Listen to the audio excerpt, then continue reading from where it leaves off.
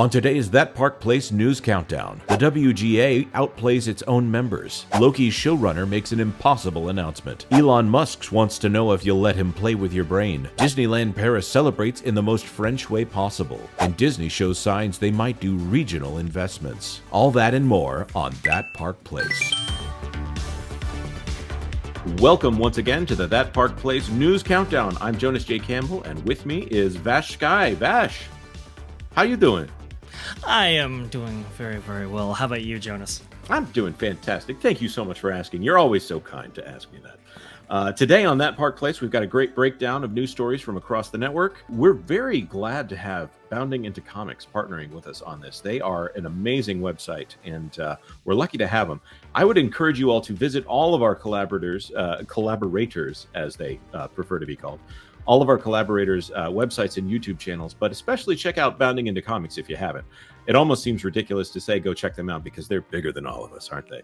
All right, well, that's enough time spent on that. Let's get started with all the news that should be fun. Number 1. Hello, this is John Trent. I am the founder and editor-in-chief at Bounding Into Comics. Today I have a story about a Hollywood screenwriter sharing that he believes the new WGA deal that they signed with the studios will actually remove woke diversity hires from television shows and movies. This comes from anonymous screenwriter Script Doctor. Basically, he boils it down to 2 points. Showrunners will now have the option to pick the writers that they want in their writer's room. And if studios don't like them, the showrunners can argue for them. And basically, so good showrunners are going to want good writers. And the second point that he makes is that they basically are outpricing the writer's room, or these mini rooms as he describes them.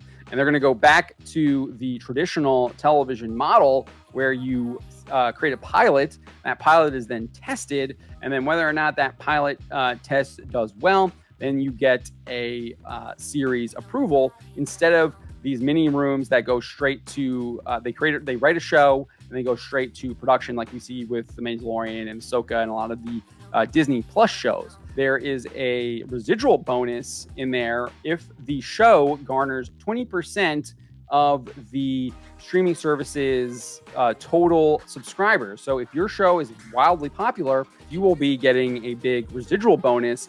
And he was explaining how writers actually really rely on that. And if they care about money, they are indeed going to be doing that. If you want to learn more about that, you should check that on the website. Go to Midnight's Edge's YouTube channel as well.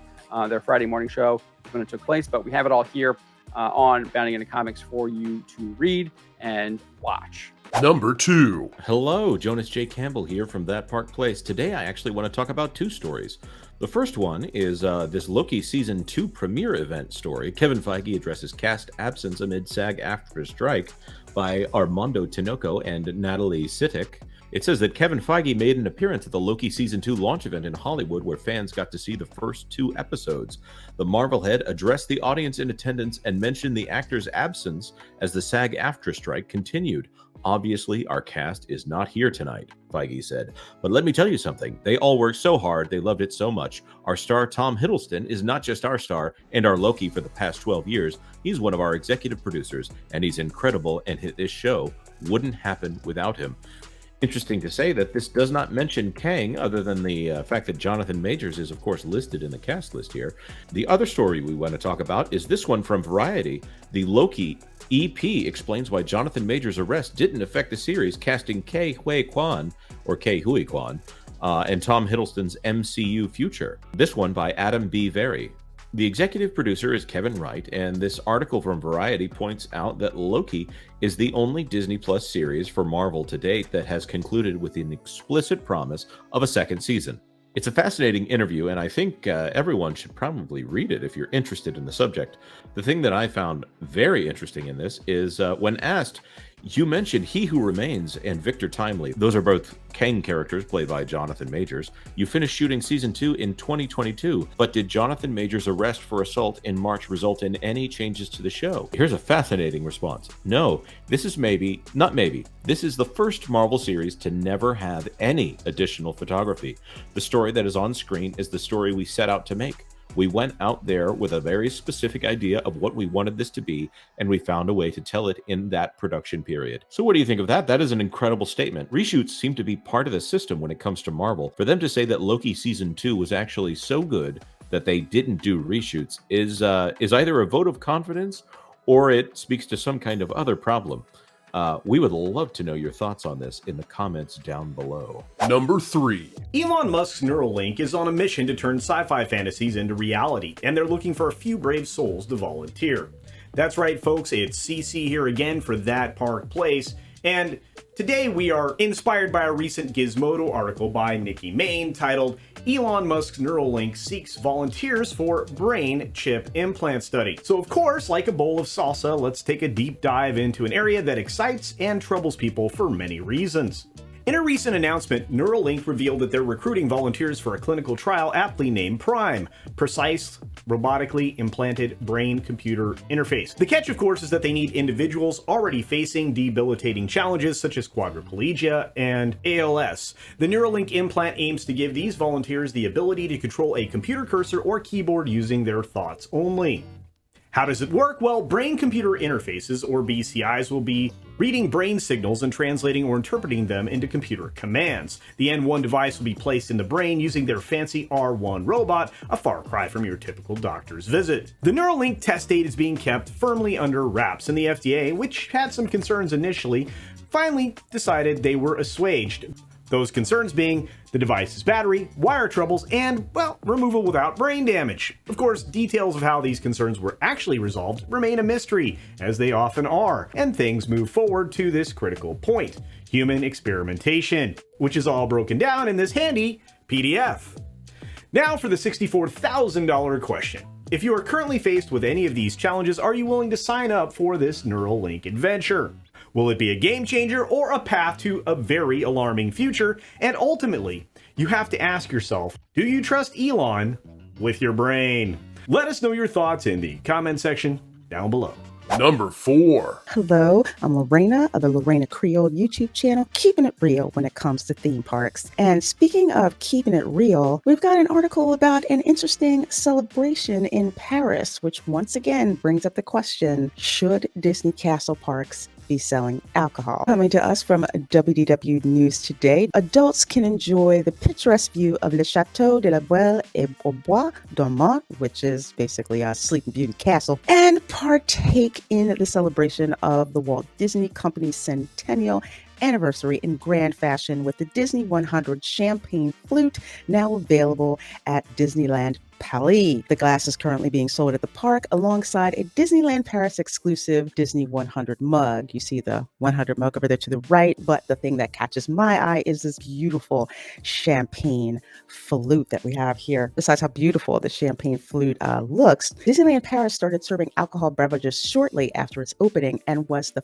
first Disney Castle Park to readily serve alcohol. Though Magic Kingdom at Walt Disney World started selling alcoholic beverages in 2012, and Disneyland followed suit in 2019, Disneyland Paris remains the only castle park where guests can purchase and consume an alcoholic drink from a cart on Main Street, USA. Let's open it up to you, our viewers. Do you think that it's a good idea that alcohol is being served at the castle parks here in the US? Let us know what you think in the comments. Number 5. Hello there, Vash Sky here with the next story, this time from Mice Chat.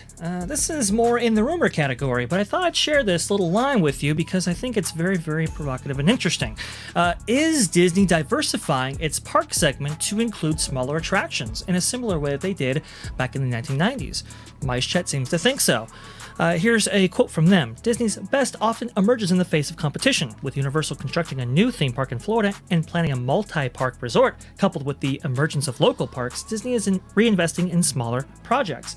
Everything from real estate developments, like residential communities, such as Cotino, and vacation club expansions beyond the parks, we talked about that in my video with Jonas, as you'll know, to entertainment zones, and smaller parks and family entertainment options are being explored for communities all over. This is very interesting. A lot of people felt that what Universal was doing may have been cheapening their brand, for example, with their Texas park. But now it seems that, according to this report by MiceChat, that Disney might be investing in the same.